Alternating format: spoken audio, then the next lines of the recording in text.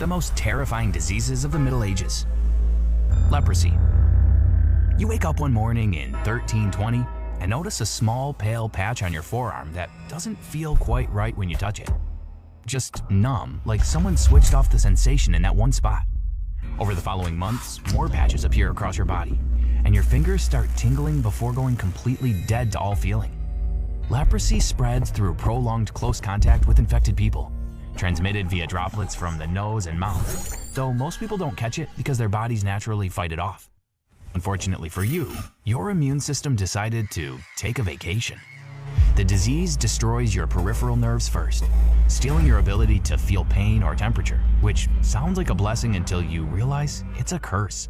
You burn your hand on a cooking pot and don't notice until you smell your own flesh cooking.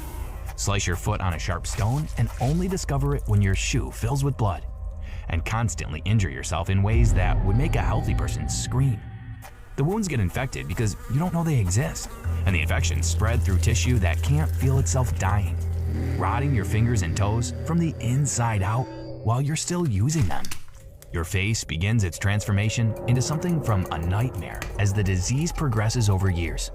The cartilage in your nose dissolves and your nose collapses inward. Your eyebrows fall out, leaving smooth skin where hair used to be. And your features take on a leonine appearance that makes children burst into tears when they see you. The bacteria prefer cooler parts of your body, which is why your extremities and facial features get destroyed, while your torso remains relatively intact, creating this horrifying contrast of a normal body with a monster's face and stumps for hands. The church declares you spiritually unclean and performs a funeral service over you while you're still breathing, legally declaring you dead despite the inconvenient fact that you're still walking around. They confiscate your property, dissolve your marriage, and exile you to a leper colony outside town where you're forced to live with other outcasts in various stages of decomposition. You're required by law to ring a bell wherever you go, warning healthy people to flee from your presence. And if you forget your bell, the townsfolk are legally permitted to stone you like an animal. The leper colony is hell on earth, filled with people missing noses, ears, fingers, and toes.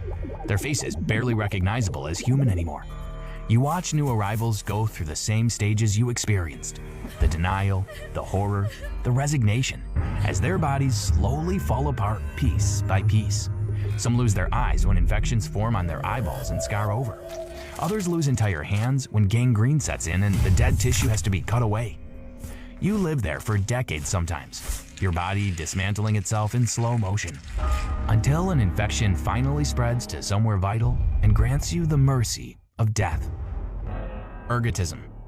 You eat bread made from rye harvested during a particularly wet season in 1374, and within hours, your hands and feet feel like they're burning from the inside. A fungus called Claviceps purpurea infected the grain during the damp growing season, producing alkaloids that constrict your blood vessels and cut off circulation to your extremities. The alkaloids are absorbed through your digestive system and wreak havoc on your cardiovascular and nervous systems. And there's absolutely nothing anyone can do to stop what's coming. Your fingers start turning black as the constricted blood vessels starve the tissue of oxygen, the flesh dying and mummifying while still attached to your living body. The pain is so intense that people call it St. Anthony's fire, because it feels like a saint is holding torches directly to your limbs as punishment for sins you don't remember committing. You scream and beg for relief that doesn't exist, while your family watches helplessly as your hands transform into blackened claws that look more like tree branches than human appendages. But the physical destruction is only half the nightmare, because ergotism doesn't just attack your body. It scrambles your brain into a hallucinogenic hellscape.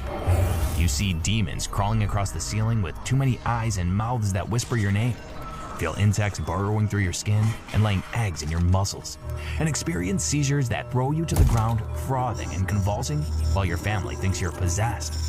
The hallucinations are so vivid you can't distinguish them from reality, convinced that devils are real and they're coming specifically for you. Your entire village gets poisoned together because everyone ate bread from the same contaminated harvest.